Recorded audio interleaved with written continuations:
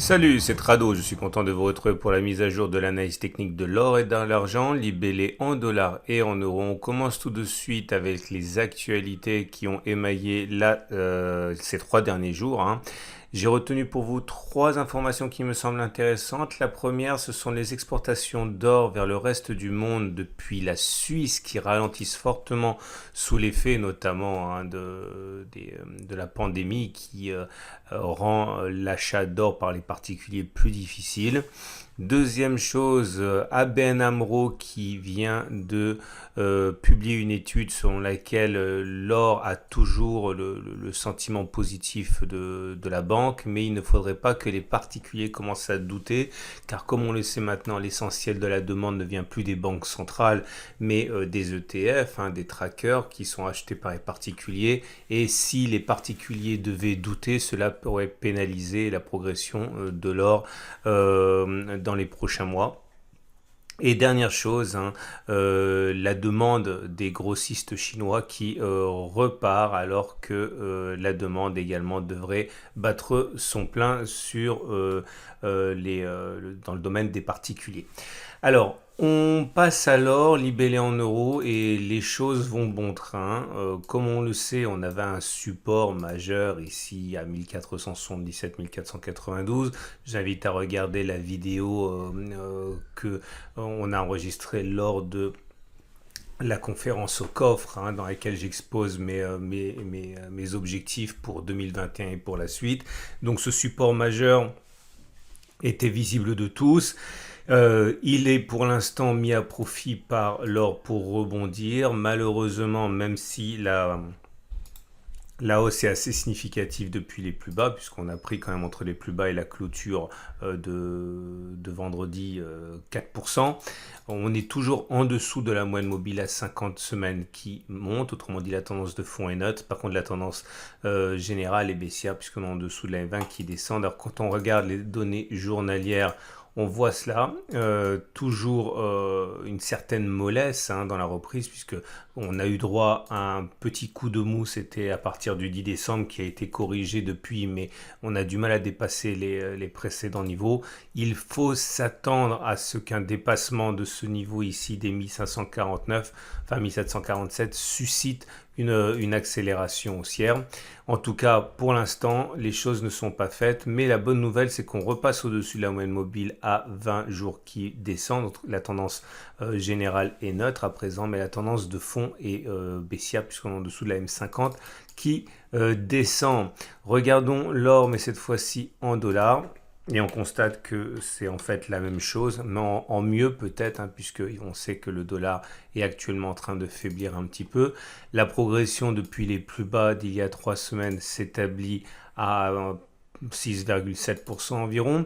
Là, la tendance de fond est toujours haussière puisqu'on est au-dessus de la M50 qui monte. Par contre, la tendance générale est baissière puisqu'on est au-dessous de la M20 qui descend. Le support majeur des 1748-1765 a donc parfaitement joué son rôle au dollar près, comme vous pouvez le voir, à la zone de rebond qu'il y a eu ici.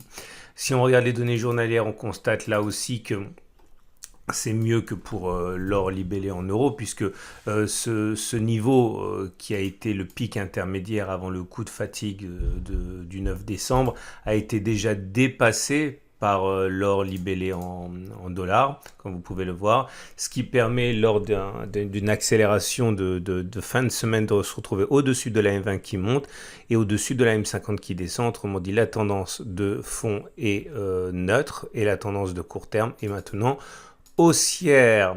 On regarde ce qui se passe chez mon partenaire aucoffre.com et comme vous le savez, depuis un mois, je mets cela en avant. L'actualité du moment et l'offre du moment, c'est l'offre de Noël qui permet, si vous le découvrez, hein, de vous procurer des packs d'or, des packs d'argent, tout ça dans un magnifique coffret. Vous trouverez toutes les gammes de prix sur le site aucoffre.com. Vous avez un lien juste en dessous de la vidéo. Et parce qu'on me le demande de temps en temps, si vous voulez me mettre en parrain, ce qui n'est absolument pas une obligation, mon code de parrain, il est ici, c'est NENUXI. Voilà, on passe à l'argent maintenant et l'argent libellé en euros qui lui aussi est dans une forme bonne, hein, avec une rémission qui n'a de cesse de se mettre en place. On commence avec l'argent libellé en euros. La tendance de fond donnée par la M50 est toujours haussière. On est au-dessus de la M50 qui monte. Et vous voyez, on est en dessous de la M20, mais la M20 est plate, légèrement ascendante. La tendance générale, elle est neutre. Je vous rappelle d'ailleurs que beaucoup voient l'argent surperformer l'or, hein, dans les prochains mois. Et on retrouve cette idée sur le graphe en données journalières d'une surperformance, hein. On voit que le rebond sur le support précaire des 18,6, 18,8 est toujours en cours. On a réussi à se hisser au-dessus de la M20 qui monte, donc la tendance générale est haussière. La M50 est plate, donc la tendance de fond est neutre. Et pour terminer, on a donc l'argent libellé en dollars. Et pour l'argent libellé en dollars, c'est pareil, c'est mieux que pour l'argent libellé en euros, puisque on le sait, hein, le dollar fatigue. On a un joli rebond qui nous permet de se retrouver au-dessus de la M50 qui monte, au-dessous de la M20 qui monte. Autrement dit, la tendance de fond et la tendance générale sont toutes les deux haussières. Et pour les données journalières, là aussi, regardez la puissance du rebond, hein, depuis les plus bas. On en est quand même à plus 20% quasiment, hein, depuis les plus bas du 30 novembre. Et là aussi, au-dessus de la M50 qui monte, au-dessus de la M20 qui monte. Autrement dit, la tendance de fond et la tendance générale sont haussières. Pour être véritablement en tendance forte, il faudrait que la M20 repasse au-dessus de la M50. Espérons que c'est pour bientôt. L'argent se négocie toujours en dessous, enfin 12%, 13% en dessous de ces records du 6 août 2020. Je vous souhaite une excellente journée. Je vous invite à regarder à la fin de la vidéo, si vous ne l'avez pas encore vu, la préparation, la présentation que je donnais pour Ocoff, où je donne mes perspectives pour l'or et pour l'argent, je l'ai dit, en 2021 et pour la suite.